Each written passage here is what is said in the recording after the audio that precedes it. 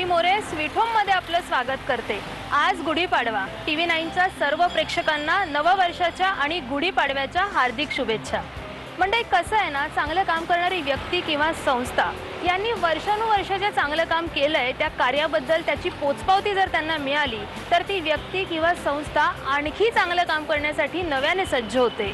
म्हणून कौतुक हे झालंच पाहिजे याचीच जाणीव ठेवत टीव्ही 9 मराठी बांधकाम क्षेत्रात उल्लेखनीय काम करत असलेल्या बांधकाम व्यावसायिकांना सन्मानित करत आली आहे। असाच एक सन्मान करण्यासाठी आज आम्ही आलो आहोत कल्याणमधील रुस्तगी ग्रुपमध्ये। समाजातील प्रत्येक व्यक्तीचं स्वतःचं हक्काचं घर असावं हे एकमेव उद्दिष्ट समोर ठेवून 19 वर्षांपूर्वी बांधकाम क्षेत्रात पदार्पण केलेल्या कल्याणमधील रुस्तगी ग्रुपनं आजपर्यंत अनेक वेगवेगळ्या व्यवसायात स्वतःचा ठसा उमटवला आहे। ग्राहकांना प्रीमियम अमेनिटीज देऊन सर्वसामान्यांचं घराचं स्वप्न त्यांच्या बजेटमध्ये येऊन पूर्ण करणे ही रुस्तगी ग्रुपची खास वैशिष्ट्ये आहेत।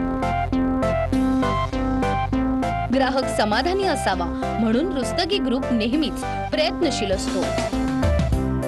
म्हणूनच ग्राहकांच्या हिताचा विचार करत टिटवाळ्यासारख्या उत्तम कनेक्टिव्हिटी असणाऱ्या निसर्गरम्य लोकेशनवर आकर्षक सुखसोयीनं युक्त असा रुस्तगी आरंभ हा प्रोजेक्ट साकारणाऱ्या रुस्तगी ग्रुपचं बांधकाम क्षेत्रातील उल्लेखनीय काम पाहता त्यांच्या पाठीवर कौतुकाची थाप म्हणून टीव्ही 9 मराठी त्यांना मोस्ट अफोर्डेबल होम या कॅटेगरीमध्ये पुरस्कार देऊन सन्मानित करत आहे।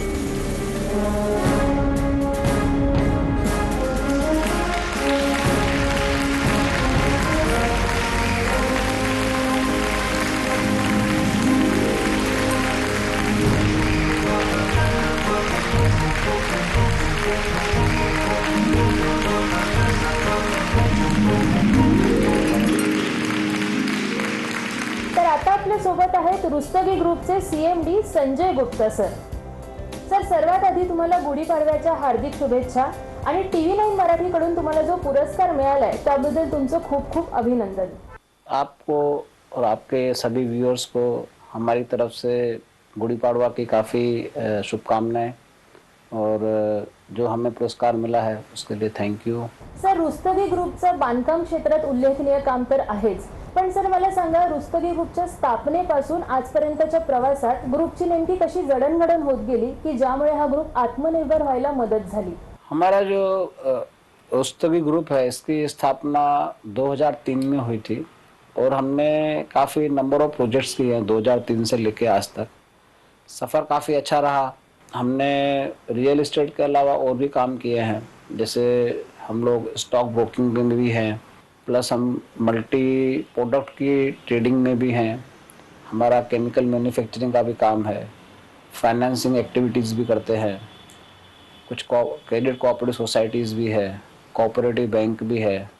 तो ऐसे मल्टी एक्टिविटीज़ है और हम इतने क्षेत्र में होने के कारण हम ये जो रियल एस्टेट है it's a mix of all activities. भाई इसमें परचेज भी बहुत अलग अलग तरीके के प्रोडक्ट परचेज करने पड़ते हैं, फिर अलग अलग टाइप की सर्विसेज देने पड़ती है, जैसे आर्किटेक्ट है, इंजीनियर्स है, लैंडस्केप वाले हैं, बहुत से प्लम्बिंग है, बहुत से अलग अलग तरह के लोगों को हमको एम्प्लॉय करना पड़ता है। किसका नंबर कब आएगा ये भी बहुत उसमें बहुत तकलीफ वाला काम है, इजी नहीं। लोग को लगता है कि फ्लैट बन गया सब इजीली हो गया, तो उसमें बहुत मगजमारी करनी पड़ती है। जो हम लोग घर बनाते हैं समझो, तो उसमें बहुत टाइम देना पड़ता है। तो हमारे पास अदर एक्टिविटी होने के कारण हम डायरेक्ट कंस्ट्रक्शन में नहीं आ पा रहे थे, क्योंकि हमारी अदर एक्टिविटीज़ भी थी। फिर हमने थोड़ी अदर एक्टिविटीज़ को साइड में करते हुए कंस्ट्रक्शन में फुल फ्लेज हम आ चुके हैं अभी। और जो कंस्ट्रक्शन एक्टिविटीज़ हम करने जा रहे हैं वो हम अलग तरह करने जा रहे हैं। ये जो नॉर्मल बिल्डर करते हैं वैसा हमारा एक्टिविटी नहीं है ये, कि हम एक प्रधानमंत्री आवास योजना के अंतर्गत जो समाज के जो आर्थिक पिछड़े हुए लोग हैं उनके लिए फ़ायदा पहुंचाना है और उनके लिए कुछ कर दिखाना है। तो उस स्कीम के अंतर्गत हम लोग ये प्रोजेक्ट ला रहे हैं। सर, गेली 19 वर्ष तुम्ही बांधकाम क्षेत्रात आहात। रुस्तगी ग्रुपचा कारभार चालवत असताना कल्याण डोंबिवली महानगरपालिका हद्दीतील रिअल इस्टेट मार्केटची सध्याची जी स्थिती आहे त्याकडे तुम्ही कोणत्या दृष्टिकोनातून पाहता? कल्याण डोंबिवली म्यूनिसिपल कॉरपोरेशन जब से हम देख रहे हैं लास्ट 19 सालों से डे बाय डे वो काफ़ी अच्छा कर रहे हैं। और उनका जो विज़न है वो काफ़ी अच्छा विज़न है, क्योंकि हमने नहीं देखा है कभी उनका सिस्टम फेल हुआ हो, चाहे वो बाढ़ आए, चाहे वो रेलवे हो, चाहे कुछ भी हो।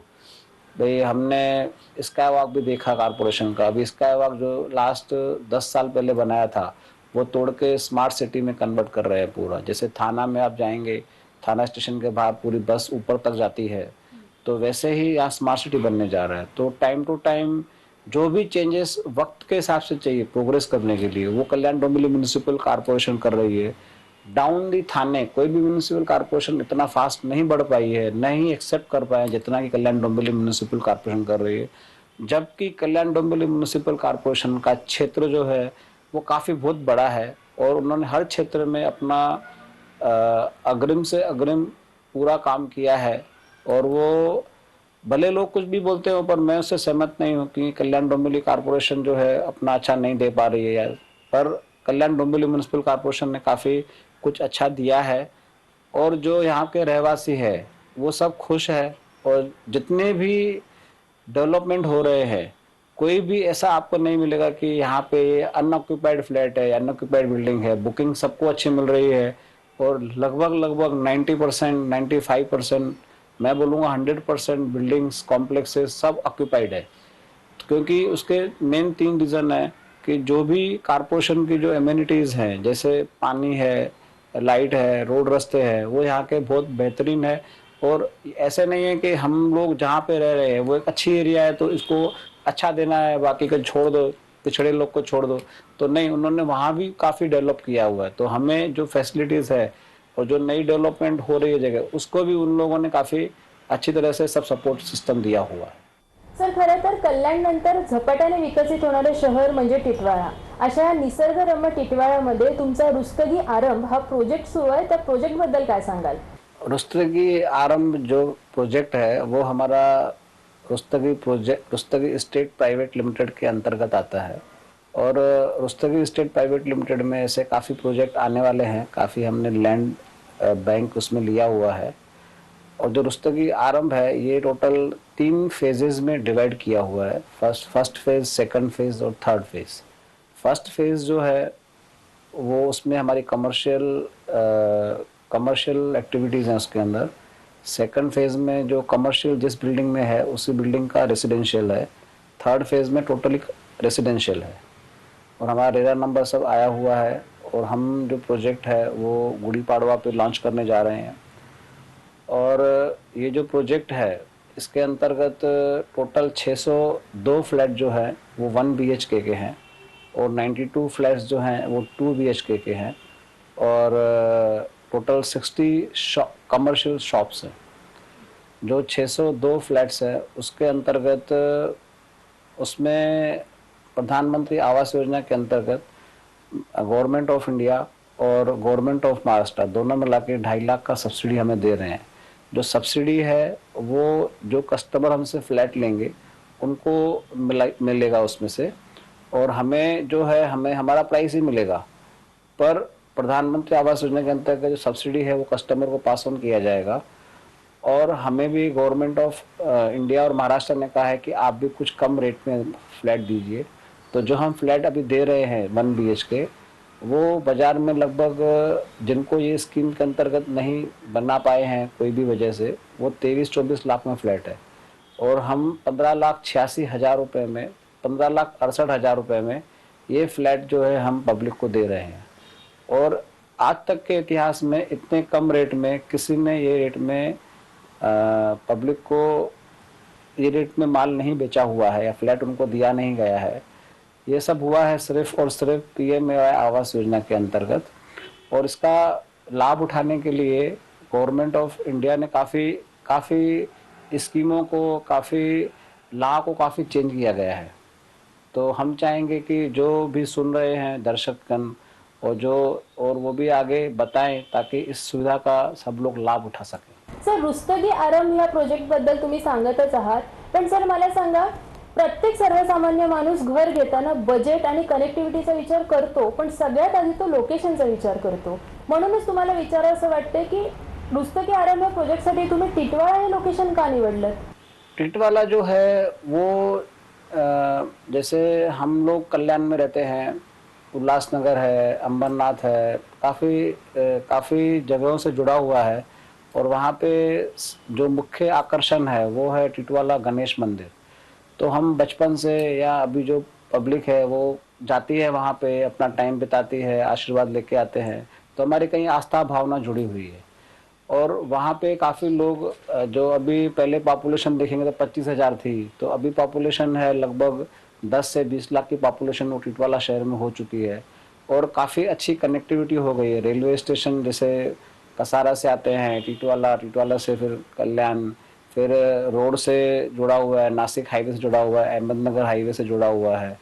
तो ऐसे और भी कल्याण डोंबिवली म्यूनिसिपल कॉरपोरेशन भी उसको काफ़ी, जितनी भी सिविक कम्युनिटीज़ है वो काफ़ी अच्छी तरह से प्रोवाइड कर रही है। तो और वहाँ का जो पानी है, जैसे हम और कनेक्टेड अगर शहरों में जाएंगे तो पानी की वहाँ किल्लत है, यहाँ पानी की कोई किल्लत नहीं है, लाइट की कोई तकलीफ नहीं है और जो नाले वगैरह है वो भी वगैरह सिविक कम्युनिटीज़ वो काफ़ी अच्छी है वहाँ की।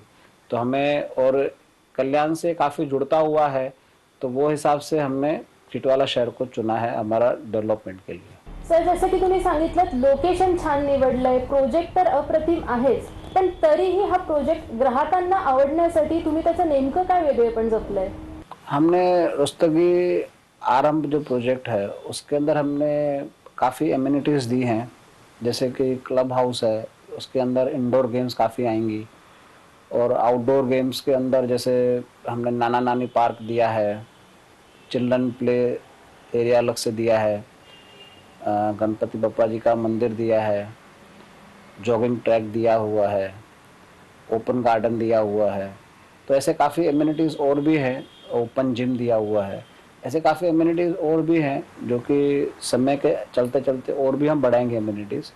और जो आदमी जैसे समाज के कुछ सक्षम वर्ग है वो बड़े फ्लैट लेते हैं, बड़े ही कॉम्प्लेक्स में रहते हैं, तो जो फैसिलिटीज़ उनको मिली हुई है वो सारी की सारी फैसिलिटीज़ हम इस प्रोजेक्ट में देंगे, ताकि उन लोग को भी लगे कि हम किसी से कम नहीं है, रहने के हिसाब से और जीने के हिसाब से उनको भी जीने का हक है अच्छी तरह से। तो सारी एमिनिटीज़ हम उनको मुहैया कराएंगे।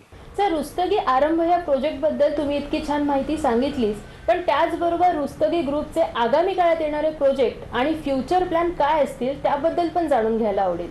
जैसे कि मैंने पहले बताया कि हमारी इस कंपनी के अंदर काफ़ी बड़ा लैंड बैंक है, तो ये जो रुस्तगी आरंभ जो प्रोजेक्ट है ये हमारा जो प्रोजेक्ट है प्रधानमंत्री आवास योजना के अंतर्गत ये पहला प्रोजेक्ट है। तो हमें काफ़ी उम्मीदें हैं कि लोग इसे अपनाएंगे और न अपनाने के कोई रीज़न नहीं है, क्योंकि बहुत कम बजट में अच्छी चीज़ मिल रही है और चूँकि हमारी जो प्राइसेस है वो गवर्नमेंट ऑफ इंडिया ने फिक्स कर दी है। अभी इसके चलते रेट स्टील के, सीमेंट के बढ़ गए हैं, तो भी हमारे रेट नहीं बढ़े हैं। तो प्रोजेक्ट में न लेने का कोई रीज़न ही नहीं है समझो। अगर ऐसा है कुछ हमें बम्पर कुछ वो मिलता है, रिस्पांस मिलता है, तो हमारे जो आगे आने वाले 2 प्रोजेक्ट है जो कि इससे भी बड़े हैं, तो हम और भी फैसिलिटीज़ और भी एमिनिटीज़ देंगे और ऐसे ही और जो वंचित लोग रह जाएंगे उनके लिए हमें और भी प्लान्स है, वो हम टाइम टू टाइम आपको इन्फॉर्म करते रहेंगे। नक्कीच सर. रुस्तगी आरंभ या प्रोजेक्ट बद्दल आपण आणखी माहिती घेणारच आहोत, पण कार्यक्रमात वेळ झाली आहे छोट्याशा विश्रांतीची. कुठेही जाऊ नका, लगेचच परत येते. पाहत राहा स्वीट होम. ब्रेक नंतर स्वीट होम मध्ये आपलं पुन्हा एकदा स्वागत. आपल्या सोबत आहेत रुस्तगी ग्रुपचे CMD Sanjay Gupta sir. Sir, कोरोनाचा हा जो भयानक काळ गेला, ह्या काळामध्ये आर्थिक घडी पूर्णपणे विस्कटलेली होती, अनेक व्यवहार ठप्प झाले, अनेकांच्या नोकऱ्या गेला. हा जो भयानक काळ होता हा रुस्तगी ग्रुपने कसा काय फेस केला? कोरोना अपने आप में एक बहुत बड़ा भयंकर नाम हो गया है, लोग सुनते हैं और लोगों ने जो फेस किया वो बहुत अविस्मरणीय है। माना कोई भूलेगा नहीं वो पीरियड को। सब अपने अपने घरों में बंद हो गए, काम बंद हो गया, लोगों की इनकम बंद हो गई, बहुत से कॉन्ट्रैक्ट्स जो है वो टूट गए बीच में, किसी को किराया नहीं आता, किसी को रेंट नहीं आता, किसी की नौकरी, मतलब इनकम पार्ट सब बंद हो गए। जो धनी है वो भी घर में बैठा है, जो स्टाफ है वो भी घर में बैठा है, तो सिस्टम चलेगा कैसे? जो भी प्रोजेक्ट थे हमारे वो भी समझो हमको आधे में बंद करने पड़े। फिर जो हमें लगता था भाई हम 15 दिन, 20 दिन, 25 दिन, 50 दिन, 1 महीना, 2 महीना, 3 महीने में सब ये शुरू होगा, फिर ये शुरू होता फिर बंद हो जाता, first phase, second phase, third phase. तो बहुत प्रॉब्लम फेस किया है। और हमारी जो गवर्नमेंट है उन्होंने काफ़ी अच्छी तरह से जो वैक्सीनेशन कैंप चलाया उससे काफ़ी काफ़ी मैंने काफ़ी बोले तो बहुत अच्छा ही तरीके से उसको निपटाया है हमने। आज भी देखेंगे तो बाहर दूर देशों में अभी भी हालत ख़राब है, पर हमारे यहाँ पे काफ़ी अच्छा हो रहा है और अच्छा रहेगा। जो हमारी जो रियल एस्टेट की बात पे आते हैं तो थोड़ा तकलीफ हुई, पर जितनी तकलीफ़ें हमने स्टार्ट के 6 महीने में देखी तो उतने ही डबल डबल स्पीड से बाउंस बैक हुआ। लोगों को जागरूक हुए कि भाई हमारा घर जो है वो पक्का होना चाहिए, हमें किराए का नहीं लेना चाहिए। छोटे से भले छोटा ही घर हो तो छोटे घर में ही हम रहें, पर हमको अपना घर होना चाहिए, क्योंकि पहले किराया पे नहीं कर पाते थे तो जो लैंडलॉर्ड है वो आके बोलते थे कि भाई किराया दीजिए। या समझो जैसे कोई कोई फैक्ट्री में रहते हैं, फैक्ट्री के ओन्ड क्वार्टर्स में रहते हैं, फैक्ट्री बंद हो जाती थी तो फिर वो उनको भी निकाल दिए। तो बहुत सी दिक्कतें आई। तो हमारा जो ये जो लो बजट हाउसिंग है या समझो अफोर्डेबल हाउसिंग जो प्रोजेक्ट है, इसमें को हमको काफ़ी काफ़ी अच्छा रिस्पांस मिल रहा है। और लोगों में ये भावना भी आई कि हम ये इस तरह के फ्लैट में जाके रहे, छोटे भी हैं और सब साथ में रहेंगे। तो वो हिसाब से लोगों को ऐसे लगा कि कोरोना जो है वो तकलीफ लेके आया है, पर हमें लगता है कोरोना ने सबको सिखाया है और हमारे बिजनेस के लिए काफ़ी फायदेमंद रहा है। और हम चाहेंगे कि जो जागरूकता उनके मन में अभी आई है वो कोरोना के कारण ही आई है, न ही ऐसा होता तो न ही लोग ऐसा जानते। और इसमें गवर्नमेंट जो है, दोनों दोनों गवर्नमेंट, स्टेट गवर्नमेंट और सेंट्रल गवर्नमेंट, दोनों ने ही अपने हाथ आगे बढ़ाते हुए पब्लिक को सपोर्ट किया है। और पब्लिक जो है और हम भी जो है उनके थैंकफुल हैं कि उन्होंने ऐसी स्कीम लाए। और इसके चलते चलते यही प्रोजेक्ट जो हमने मैं समझता हूँ दिसंबर 19 से मार्च 20 के बीच में हमने प्रोजेक्ट स्टार्ट में सबमिट किया था गवर्नमेंट ऑफ महाराष्ट्र को। तो उस समय कुछ एफएसआई हमें कम थी, तो ये कोरोना काल में गवर्नमेंट ने एफएसआई बढ़ाई, नए डीसीआर आए, तो हमें जो 1 एफएसआई है वो आगे चल के हमको 1.6 मिला। तो हमें फ़ायदा ही हुआ है। और उसके तहत भले ही हमें फ़ायदा हुआ, पर वो हमने फ़ायदा जो है वो पब्लिक तक पहुंचाया है कि हमने रेट कम किए हैं और कम रेट में हम लोग उनको दे रहे हैं, तो उनको फ़ायदा पहुंच रहा है। तो कोरोना काल से सबको फायदा ही हुआ है और सबने सीखा है उससे। नक्कीच सर, पण आता आपल्याला जे प्रेक्षक पाहत आहेत त्यांना टीव्ही 9 मराठीच्या माध्यमातून रिअल इस्टेट बाबतीत तुम्ही काय संदेश देऊ इच्छिता? जो रियल एस्टेट है ये तो हर किसी का सपना रहता है, चाहे छोटा हो चाहे बड़ा हो, मेरा अपना घर हो।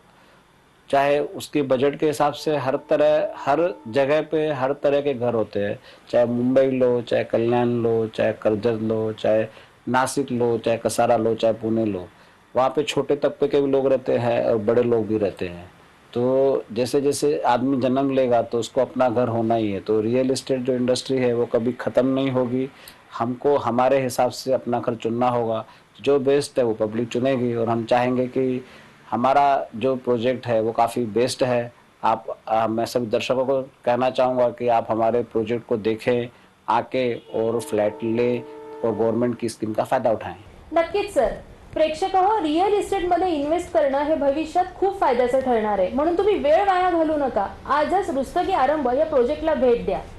सर, तुम्ही आम्हाला रुस्तगी ग्रुप बद्दल आणि रुस्तगी आरंभ या प्रोजेक्ट बद्दल इतकी छान माहिती सांगितली, त्याबद्दल धन्यवाद आणि तुमच्या पुढील वाटचालीसाठी तुम्हाला खूप खूप शुभेच्छा. पहले तो आपका धन्यवाद।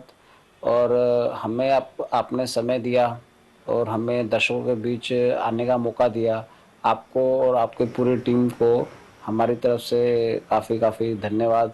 और हमें मौका देते रहें और हम आपको अपने प्रोजेक्ट के बारे में बताते रहें। काफ़ी धन्यवाद, थैंक यू। तर मंडळी, तुमचंही उत्तम कनेक्टिव्हिटी, दर्जेदार अम्युनिटीज असणारं निसर्गाच्या कुशीत वसलेलं घर घेण्याचं स्वप्न असेल तर रुस्तगी आरंभ हा प्रोजेक्ट तुमच्यासाठी उत्तम पर्याय आहे। मग वाट कसली पाहताय? आजच रुस्तगी आरंभ या प्रोजेक्टला भेट द्या आणि तुमच्या घराचं स्वप्न आजच पूर्ण करा। जाता जाता पुन्हा एकदा TV9च्या सर्व प्रेक्षकांना गुढीपाडव्याच्या हार्दिक शुभेच्छा। स्वीट होम मध्ये आज इथेच थांबते। पुन्हा भेटू एका नवीन प्रोजेक्टसह आणि एका नवीन पुरस्कारासह। तोपर्यंत नमस्कार।